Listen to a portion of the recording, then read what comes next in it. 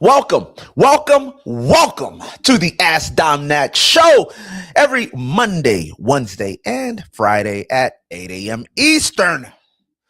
This is the fastest 30 minutes of your day to make you an overall more informed person. My name is Dominique Pereira, but you might know me as Ask Dom Nat. Ladies and gentlemen, we have another day here in the studio back from our bunker building adventures. It is still going, but I knew you guys needed me here in the studio so I could give you all of the updates. And today's show, Friday, February, March 6th rundown. We got day 7 of U.S.-Iran war. I want to give you guys some just updates, but there's nothing that we really will truly know, right? Like until I guess everything subsides. So I'm going to be telling you guys the updates that I know, what I've seen, some stuff coming out of the Kuwaiti U.S. Embassy. I'm going to show you some maps. I'm going to show you why this war is actually so difficult. I'm going to kind of give you some perspective on that from how I see it. And we're going to go doing that rundown. Question from a listener here. I just had this conversation. Is now a good time to buy a house? I know we're just talking about war, and I was like, oh, okay. But by the way, my own personal problems, is now a good time to buy a house? I have a definitive answer. It is not a maybe or it depends. No, I have a definitive answer. And then because it's buying versus renting. And then lastly, we have obviously something March. We're in March. This is spring. I don't care what the meteorologists say. If you're listening to a weatherman to tell you what season we're in, then your lack of confidence can't beat mine. Okay. Like, I don't care what anybody tells me. We're in spring. I don't need a calendar to tell me that. We're in spring. The weather is nice now. So we're having a Teca Farms content day. Teca Farms, it's a family journey, guys, and I want to invite you guys out to the farm for a content day. I want to do something so crazy, so nice that I want y'all to show out. So stick around with me for 30 minutes while I go over that with you. Day 7 of the U.S.-Iran war.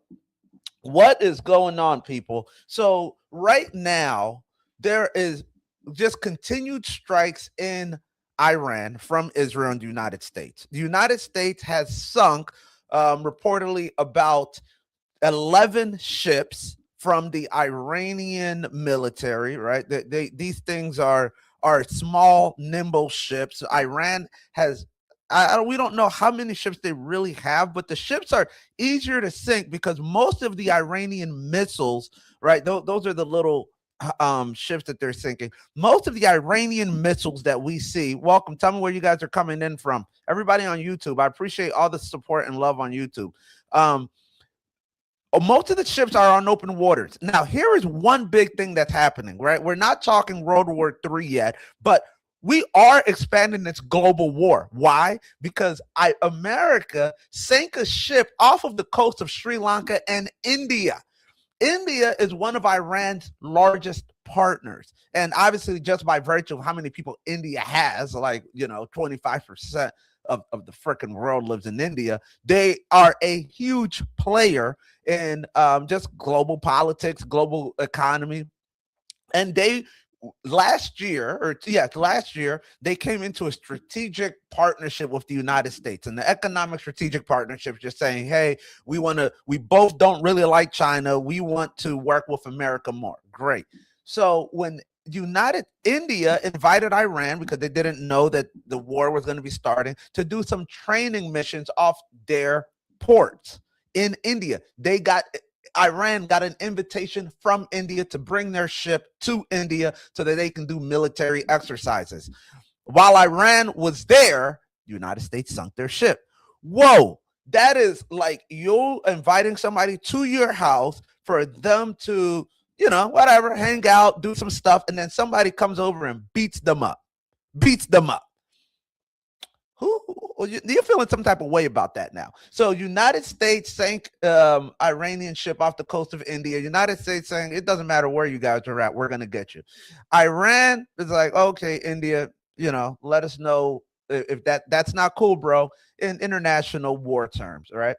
Now, Israel says, well, United States, you can't be having all the fun expanding the borders. Come on. Lebanon. All right. So remember last year we were talking about Hezbollah. Hezbollah is based in Lebanon for the most part. Lebanon is like it's a pseudo government. It's not a real that their government doesn't really have real power. Militants really occupy the place. So Iran Iran historically has been funding Hezbollah militant groups out of Lebanon. And just so that, I'm showing you guys some of the stuff happening here on this video. If you're watching, evacuations, cities in Lebanon getting hit. The UAE, United Arab Emirates, is getting hit by Iran. And of course, Israel keeps striking Tehran. I want to show you guys a map. Let me see here. Aaron, throw my my screen on. The crazy thing about, let me see here. This is a map. It's an older map, but the geographies haven't changed so much. Here's what you're seeing here. This is where Tehran is, right here in the top left of Iran. That's the capital. That's where Israel's striking. And you'll see if you zoom, I can't zoom in too much, but you see how mountainous Iran is. This is all mountains. This is where all their missiles are hiding. This is cool. Here's the interesting thing about this. This is where they're shooting their missiles from. Israel is over here, number 2 and 1, right? We got West Bank and Gaza. Clearly, they want to hit Tel Aviv. The problem with what we're seeing is the fact that there are missiles hitting Israel means that this missile, this $50,000 drone that Iran is sending from these mountains has to pass over Kuwait, right?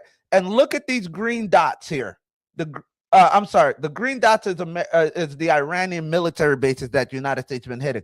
The red ones are the American military bases. So as soon as one of those missiles gets in the air, it's passing over the 5th Central Command Fleet, which is, and then it also has the U.S. Lincoln over here off the Arabian Sea and the Gerald Ford off the Mediterranean Sea. So that $50,000 drone has to pass over Iraq, where they're shooting. Iraqians hate Iran. Remember, they were at war primarily because of this border right here, right? So the border, because this is Iraq's only access to the Persian Gulf. So Iraq is now thinking about invading Iran. Actually, they sent a ground force into Iran. Nobody thinks that that's that consequential because they have to go through the freaking mountains. They're not going to make it. But Iran would love to cut off Iraq from the Persian Gulf, because then what? They can't really trade with the world. They have to go either through Syria or through Iran. So that $50,000 drone goes from here, has to pass over Iraq, has to pass over Kuwait, which again is has military bases that are supposed to be getting shot down. You have Jordan, I think NATO ally, who's going to shoot them down. By this time, the iron what is this called? Patriot missiles are coming from the military bases out of Qatar and Bahrain to try to intercept it, and the Gerald Ford. So by the time it hits Israel, it's past 4 or 5 countries that have been trying to take this drone down. Now, when it hits Israel, Israel has 3 primary defense systems. One is the Patriot missiles, which presumably have already missed a couple of them over Iraq and Kuwait, certainly Syria and Jordan. And then it has David's Sling and the Iron Dome. So once it misses 1, it misses 2, and then it misses 3. By the time that $50,000 drone hits a building in Tel Aviv, there has probably been up to $10 to $15 million of missiles sent its way. Whoa. The math just doesn't add up on as far as wartime. We talked about that last time. Now, all of these bases, right? Who's suffering? Moving away from that. Who's suffering most that in these live updates? I got my little live tracker here. Israel tells people to leave industrial areas in Guam. Israel strikes Lebanon, right? The reason that this is important, one country, Qatar, condemns Iranian strikes on Bahrain. That was at 5 a.m. this morning. Bahrain is getting hit. Dubai is getting hit. Here's the important part. Dubai is part of the UAE, United Arab Emirates, right here, folks. Why is Dubai getting hit? It has U.S. military bases, and Dubai, part of the UAE. Now we can talk about the reason why Dubai is a tax haven, has been known to say, hey, we're neutral. We don't like to get in fights. We just like to make money and blah, blah, blah. Bahrain and Qatar. Remember that $1 billion jet that Qatar gave to the United States 6 or 8 months ago, right? Like, hey, stay in our good graces, stay in our favor. Guys, where are you guys coming in from? I'm seeing good amount of viewers coming in. Remember, I don't know who's watching until you guys talk to me. Talk to me. So let me know. Are you in Qatar? Are you in Dubai? How are things looking? Or are you just in like New Jersey somewhere? Okay, we'll talk about it. But here's the problem, right? Dubai, Qatar, Bahrain, and Saudi Arabia, right here. They're like, hey guys, if you can send a missile all the way over to frickin' Israel, clearly you can hit us. This is not a far. Look right here. Iranian military base right here. Bahrain and Qatar right here. You see how small they are compared to how big Iran is. Just a fun fact, you can fit Germany, Great Britain, France, Spain, and I think most of England all in Iran. All of them combined. So it is a big country, 94 million plus people. This is not a small country. Dubai getting hit over here. And now here's a warning to those people who are in Dubai. Here's something that developed last night. Dubai is saying, if you post videos or misinformation about the war here in Dubai, we will fine you up to $77,000 or arrest you. If you are a content creator, do not post negative stuff. Why? Because Dubai has had an allure and appeal of we are a safe haven for investors, for money, for like expats, whatever. And now that mystique is getting away, do I think it's going to come back? I'm sure. Once things subside, people have short memories in history. But Dubai is arresting or threatening to arrest, at least, content creators who put purposefully malicious or harmful stuff to the image of Dubai. If you are in Dubai, you are getting your freedom suppressed, your voice suppressed, so that you cannot post about what is happening in Dubai with regard to the war. If you are in Bahrain, you are now being told to shelter in place. We are under attack, but we don't want to irritate Iran, because here's the big thing that people need to know. And we'll talk about this possibly in our next episode, people. The war games. I want you guys to understand how to effectively do war games, right? And it's not just for this particular war, but for everything in life. When you get a job, what are the different pieces? What are the different players? Here's a war game. What do you need for survival as a human being? What do you need? You need shelter. You need water. You need food. And you need security and all that other stuff. Cool. Shelter is being threatened. Why? Because missiles can blow up your house, right? And you see how Saudi Arabia is more desert. It's lowland. Iran, more mountainous. What's better to hide in? Mountains or shelter? Or mountains or desert? Clearly the mountains. So Saudi Arabia, Bahrain, Qatar already have an issue there. Water now and food. Saudi Arabia, Qatar, Bahrain, Dubai, all of these countries here, they're in the desert. What does that mean? They don't have sufficient agriculture. Fun fact, they import. Tell me, how much food do you think they import as a percentage of their agricultural production? Give you 5 seconds. 5, 4, 80%. They import 80% of their food here.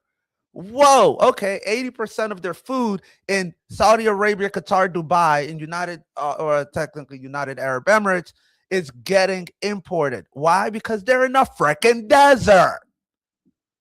Well, what else is missing in the desert? Well, before we even get there, where did this food import come from? Oh, yeah, the thing that we keep talking about, the Strait of Hormuz. Oh, okay, well, now you see these military bases here. They're saying, if you come through the strait, Iran, existential crisis on their part. They're saying if you come through the strait, we're going to blow your ship up. So there's still some ships going back and forth. I'm not saying that they're all getting blown up or that even, but Iran has threatened that, and they've already attacked some ships. So your food's not coming in, right? I don't care how much somebody's paying me at Whole Foods. If they tell me, by the way, your delivery today for Trader Joe's is in Saudi Arabia, I'm calling out sick. Nobody is trying to deliver dates and get blown up. No. So now we got a food problem that might be occurring in the next couple months, right? Like, let's just see that. But and then it's like, well, Dom, you know what? You mentioned that they're in the desert. What else is missing in the desert? What else do people not have in the desert? When you think desert, you think a lack of what? I'll give you 5 more seconds to give me the answer. The desert doesn't have water. What? Wait a minute, Dom, now you're telling me the war games is that these guys don't have food or water. No. Well, when you start talking about water consumption and aquatic preservation, what you need to understand is a principle that when you are at 100%, let's say that there's a chart of 100% water utilization. That means that if you live somewhere with 100% water utilization, that means that the earth is producing 100% of the water, or you're producing 100% of the water that your area is producing. You're consuming 100% of the water that your area is producing. And that's good, but that's not great because you don't have any spare. Obviously, you have a lot of energy and electricity uses that need water. By the way, we're going to talk about it. Guess what else got blown up? Just too much to talk about in one episode. But Amazon was doing a huge data center that got blown up. They're not telling you about this, but you watch the Ask Domnat show, so now you know. And why is that? Because what does data centers need? They need energy. They need electricity. What do these guys have a lot of? Energy and electricity. They got oil and they got a lot of sun, solar. So we'll talk about that next time. But as far as what they don't have is fresh water. But they do have a couple seas. They have the Arabian Sea right here. They have the Persian Gulf right here. By the way, Iran, they are not Arabic. They're not Arabians. They're Persians. Just so you know, you're a more informed person today than you were yesterday. Congratulations. So, but this is salt water. So what do they need? They need desalination plants. Desalination plants are really simple, people. They use energy to heat up water. When you heat up water that has salt in it, and it separates the salt. This is how you actually get table salt. To be honest, you can make it just by going to the beach and grabbing water. It's not that complicated. But then you melt it. The salt goes away. You purify the water. It's fresh water. Okay. Saudi Arabia, when you use 100% of the water that the earth, fresh water that the earth produces for you, you're like, United States probably uses we have a lot of fresh water. Like we don't even use 50% of the water that we can. There are some places like California that are in a drought, but for the most part, we have the largest freshwater basins in the world throughout the Great Lakes. Saudi Arabia is utilizing, I think they were talking about 4,000% more water, 4,000% more water than they can produce. So they have to use desalination plants. They have to make sure that they pump all this water. They heat it up and then they give it back to their people. Okay, what happened this week? Iran started bombing the water plants. Gosh, people, things just get complicated, right? Like, okay, well, now you're bombing our nice hotels, you're bombing our data centers, you're bombing our water. What are we, in a war or something? This is crazy. So that's what's going on. You're probably not going to be hearing a lot about this because why? Again, suppression of information. You have to understand that the information that you're getting, for the most part, is specifically curated to shift and shape your opinion. Everybody has a narrative. It's all about making sure that they're marketing their opinion to you. Don't be fooled. Make sure that you understand the truth, understand where the money is going, understand who is standing to win and who's standing to lose. You can't be a victim of ignorance, people. The war is going on. There are a lot of tragedies happening, deaths on both sides, attacks on both sides, but the money is flowing. Because guess what? Now we have ships that are being protected to go through the Strait of Hormuz. Okay. Remember, what did I tell you yesterday, 2 days ago? The insurance price to go through this strait now is going to be over $50,000 for one ship. Now they're actually thinking about even tenfolding that to $500,000. I might get into the insurance game for one ship. Here's the problem with that, right? $500,000 for one ship, great. Diesel just went up yesterday. I started buying diesel for the bunker machines here, and I'll show you some more videos, guys. I told my producer, hey, should we show them more videos of the bunker? Then, Dom, it's a secret bunker. You can't invite everybody. I want you guys all to come in. Come down to my secret bunker layer. It's just a cool spot. I mean, what's the point of having a secret bunker if you can't share it with people? So I'll show you guys videos. I don't care what anybody tells me. So secret bunker video reveal next episode. Now, next. The problem is with all of this, is now a good time to buy a house. Put that back up, guys. Is now a good time to buy a house with everything going on? Is now a good time to buy a house? Let me show you a video by this guy here, Adam Kersnashnik. I'm sorry, I don't really know people's names, but I know his name's Adam. Let me see here. Buying a house and taking out a mortgage and taking on debt ain't all that it's cracked up to be. The Realtor Association of the world has done a great job of saying renting is throwing away money, because that's what the American dream was 50 years ago. Yeah. Buy a house, 2-car garage, picket fence, 2.2 kids. That's what the American dream is. The American dream today is economic freedom. Pick and choose wherever the hell you want to go. Okay. Keep it moving and stay flexible and keep your overhead low. So what people forget is that, all right, you know that if you're going to buy a place, first thing you're going to look at is the mortgage payment, right? So typically, in the last 6 months, it's gone from 3% to 6%. That's double. I'm not a mathematician, but I'm pretty sure 3 to 6 is double. Good.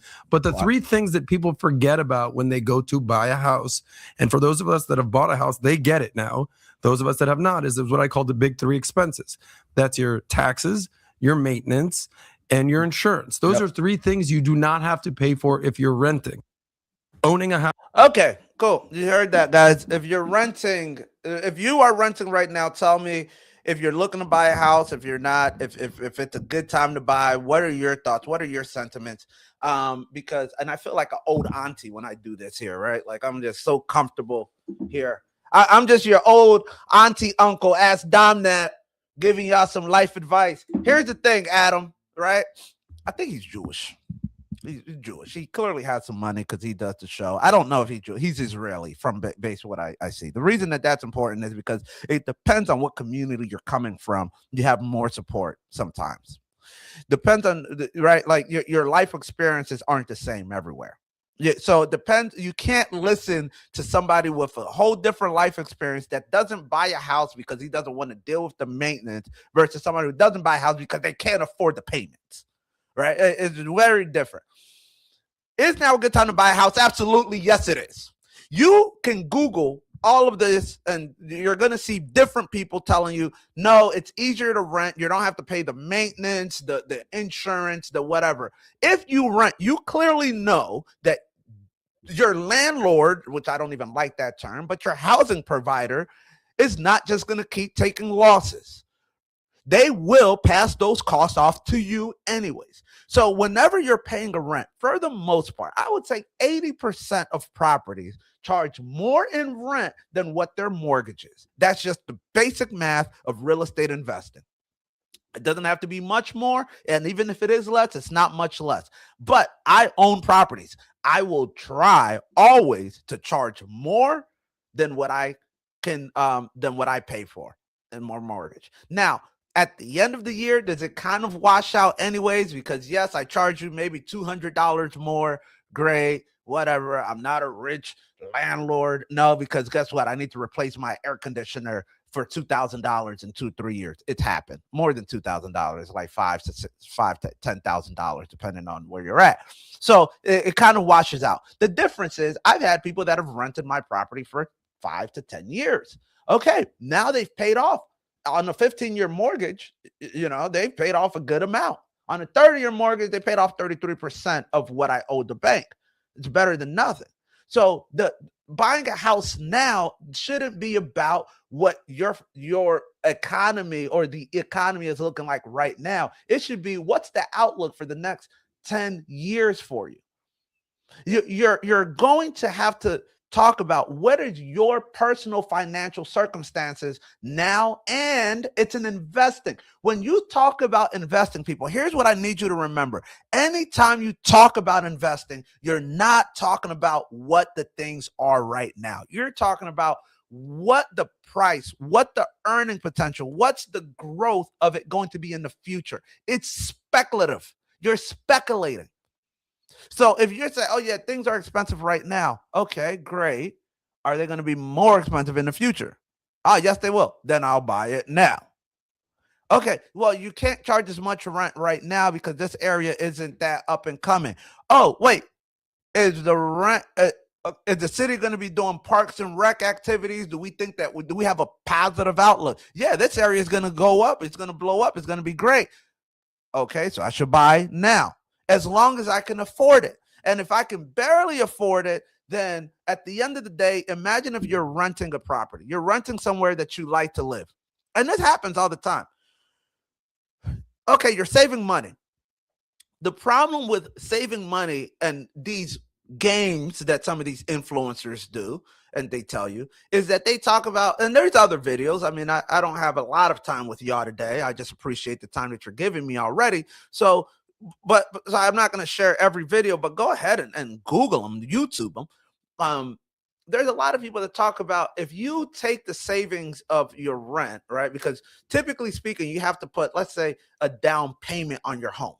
And if you, instead of just paying that down payment, put it in the S&P 500 or the whole market, and a whole market ETF, that money is going to grow over time. And if you invest every month in a ETF instead of buying a house, then the money that you save with the maintenance, because it's called deferred maintenance, right? Like the large expenses. This weekend, for example, now that the weather's nice, I have to get my roof done. And we had some leaks. The snow caused some damage. So I have to pay a couple grand. Maybe, Aaron, if we we'll show it next episode, but we'll show you some of the bigger projects that I've done, and it's just cost me a lot of money. So all the money that I've gained in cash flow has just been reinvested into these properties. Yes, that sucks, but guess what? The value of my properties have gone up. I did a video 3 years ago and saying, did I make $1 million mistake? I bought a house in Washington, D.C.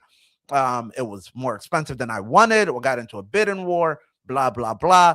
I thought when I started doing the rehab, I was really regretting it. It was a mistake. Might have been a bad time. It wasn't a good time to buy a house, blah, blah, blah. All the good stuff. That house went up $400,000 in value. I didn't even have to sell it. I just got a line of credit against it. Now I can use that money to expand the other things. So that was just the $400,000 value increase. Well, and then remember, if you follow in the next part of this episode, we're gonna talk about the farm. That farm over 3 years has allegedly, because I haven't actualized this value yet, gone up $1 million in value. So in the last 3 years, I have created, and this is just all paper money. It's not real money. It's all just numbers. I've created $1.4 million in value for myself on 2 properties. And guess what, folks? I own a lot more than 2 properties. I won't tell you how many, but it's a lot more than 2.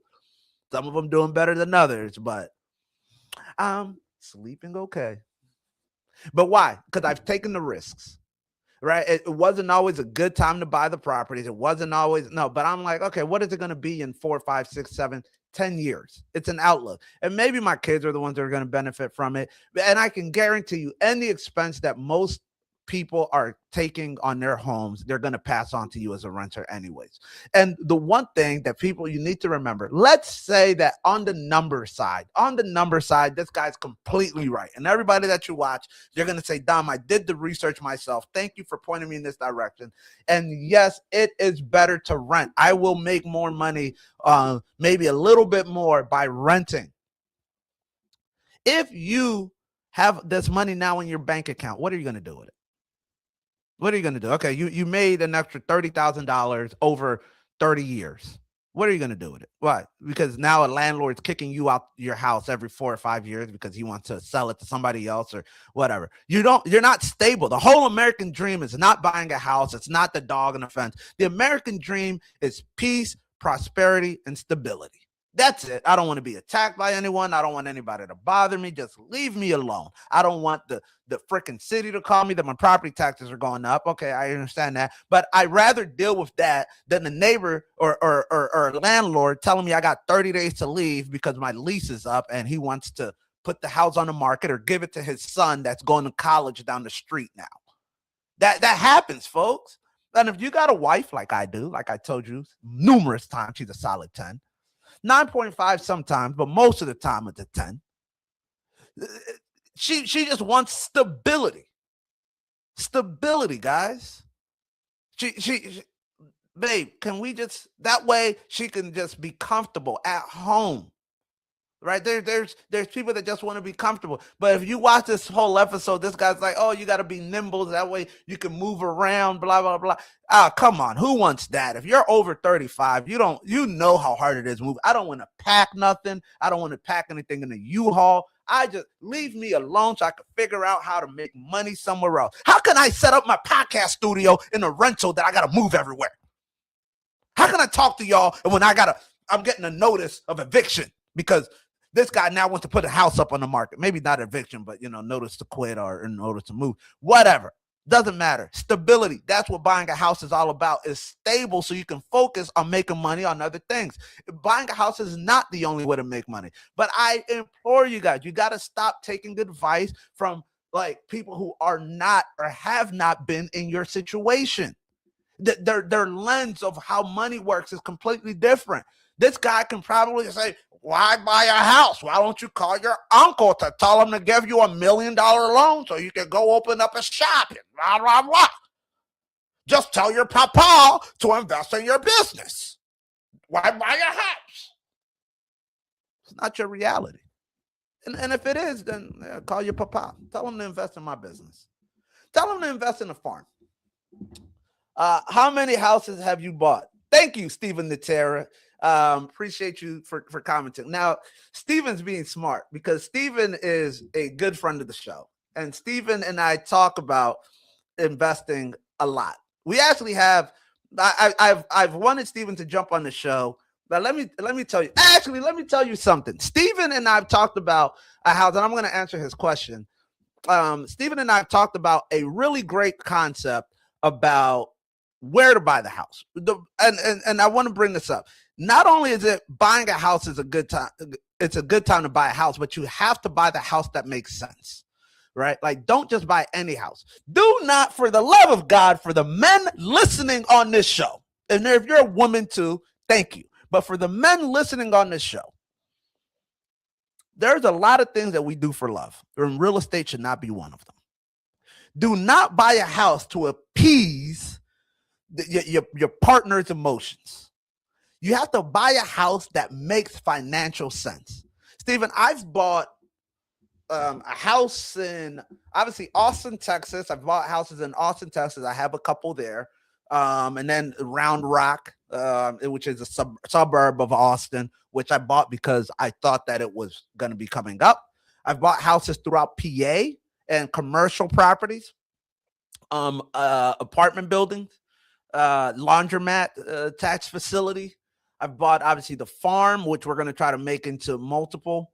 Bought houses in, I have now a couple units here in Washington, D.C. that we're renting out. Actually, we got an Airbnb situation going on right now in Washington, D.C.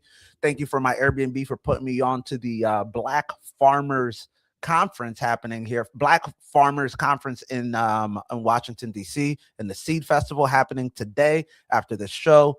I'll be joining some people there. And tomorrow, I'm also going to be doing a race with my freaking taxpayer money.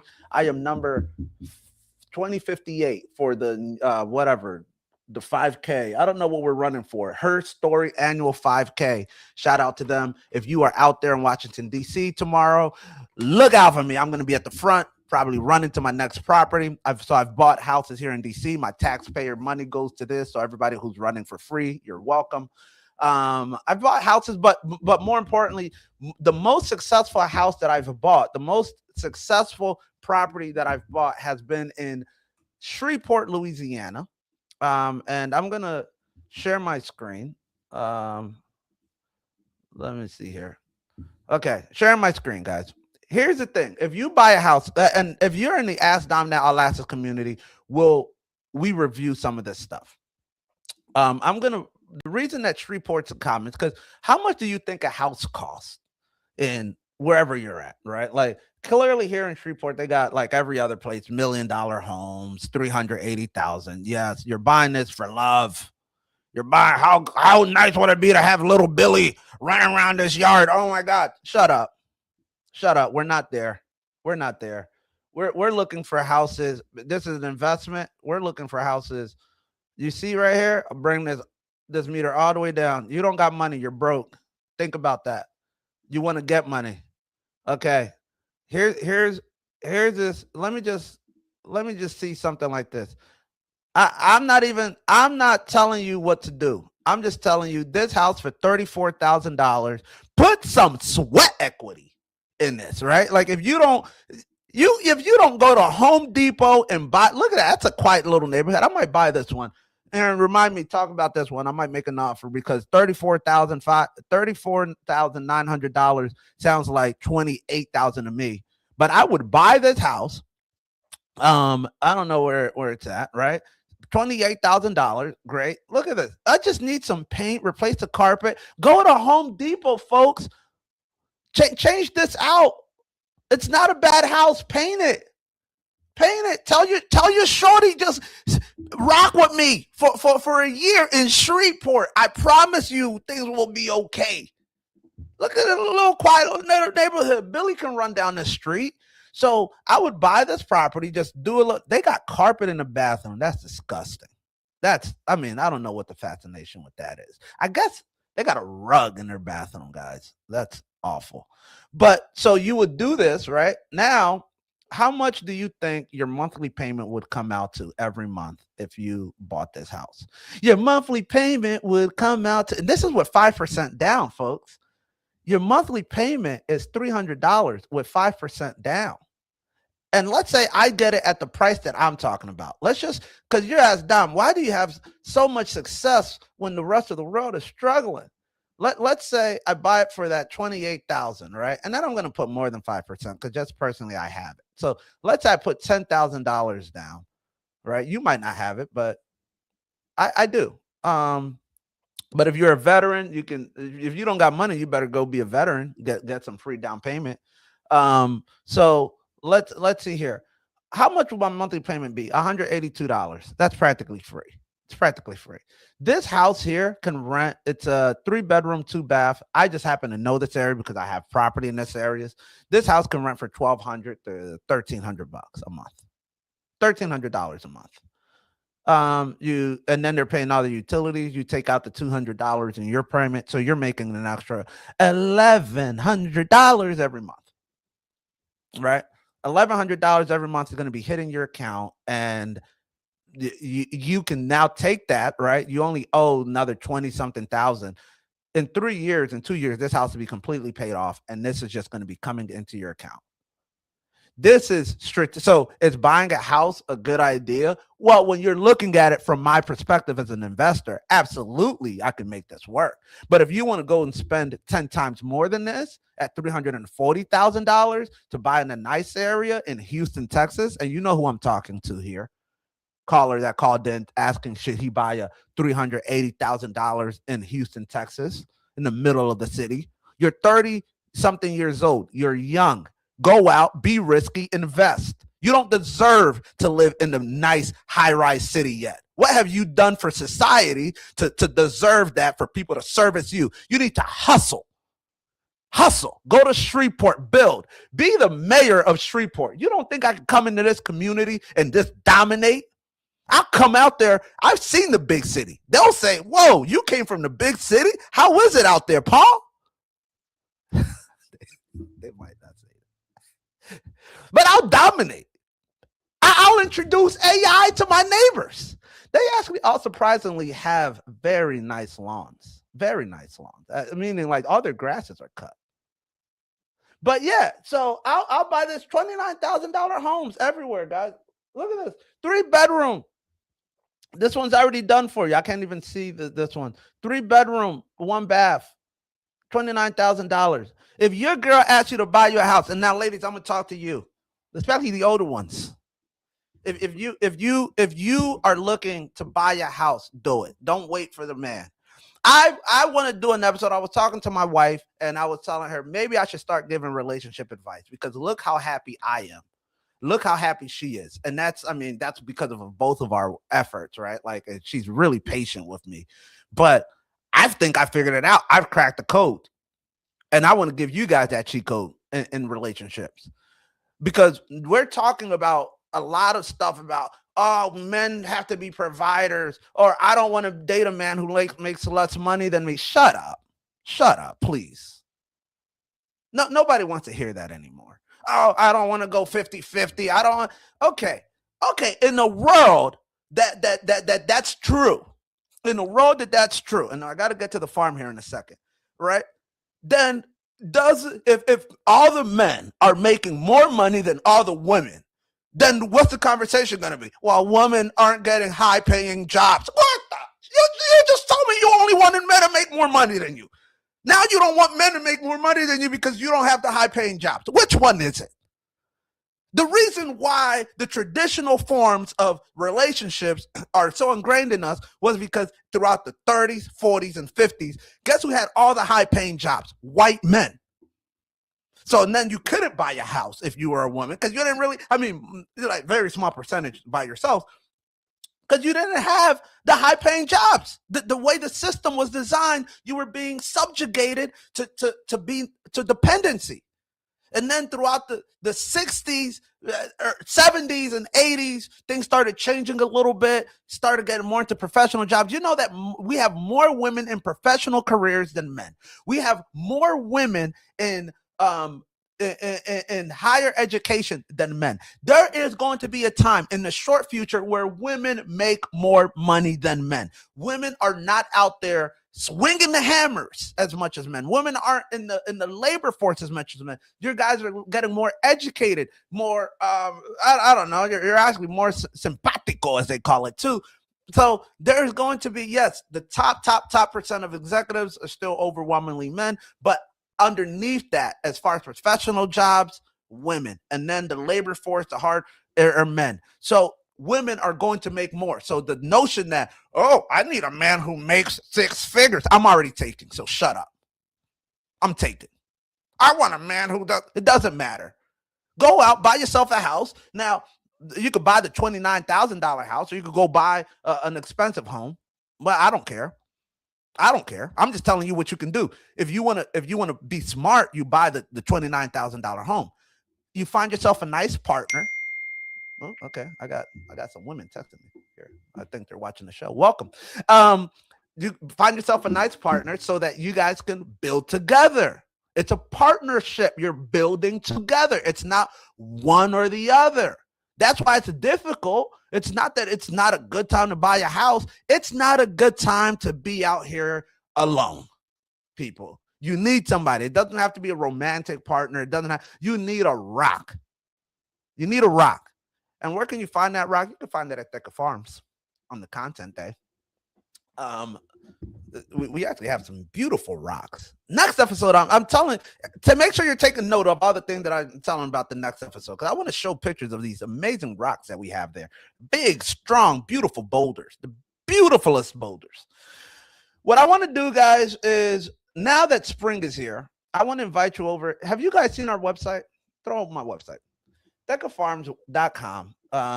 Come out. What can you do here? Agro-tourism activities, learning resources, local honey. We don't actually I need to buy some nukes, but organic produce.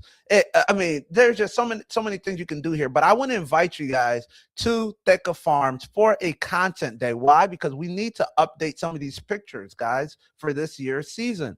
So I'm gonna have a couple videographers out there, a couple photographers, just so that we can start telling a better story about what we can do. This is my girl Raven. Shout out to the Oakleys. Thank you, Raven. And then the peacocks, unfortunately one of these passed away during the spring, but we have our tents ready. We got the fireplace. So I want to invite you to Teca Farms, wherever you're at, for a content day. DM me if you're interested in coming out. We're going to be, I'll have the horses out. I don't have any alpacas or llamas. The llamas were going to be delivered, but we're having some issues there. But we're going to have the ducks, all the goats and the sheep, all the chickens. And basically we can just live our lives on the farm. We can chop wood, we can roast marshmallows, we can jump on the boat with the lake, bow and arrow archery. Yes, if you gotta poop, there's nice bathroom facilities. Okay, but if you really want to get the farm life, there's also a lot of trees. Whatever, there's a lot of woods. Feel free. So yeah, we can watch the stars, all of this. Why? Because I want to make sure that I'm telling the story of Teca Farms. So we want to host the picnic, so we'll have our picnic baskets out. It depends how the weather allows, if we put the tent back up, but I just want to update some of our stuff this year, and the best way to do that is just invite y'all all to come out and enjoy the farm. And that's going to be happening now. So let me know. I don't have a date yet. Let me know what date you guys think would work for you. Presumably a Saturday or a Sunday, whatever. It's, let's say, fair, come see, come saw.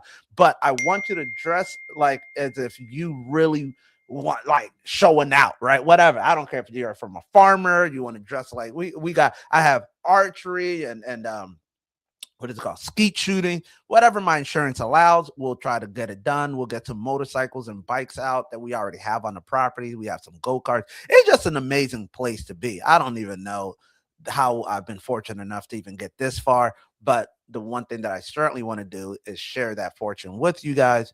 And for now, the only way and the best way that I know how to share it is really to inviting you guys out. So DM me, make sure that you guys let me know where you're at, how we can make this happen. I don't have a plan. My only plan is to talk to you guys, and you know that that's what I'm doing. So I'm talking to you now. I'm asking you to come out. So if you don't, it's simply because you didn't want to. It's not that I didn't extend it. You know this. I love too many of you guys. I know too many of you guys to call you all individually, or else I would, but I'm telling you right now. So until then, if you can't come out, if you whatever, at least, the very least, you can watch the Ask Dom Nat show every Monday, Wednesday, and Friday at 8 a.m. Eastern. The fastest 30 minutes of your day to make you an overall more informed person.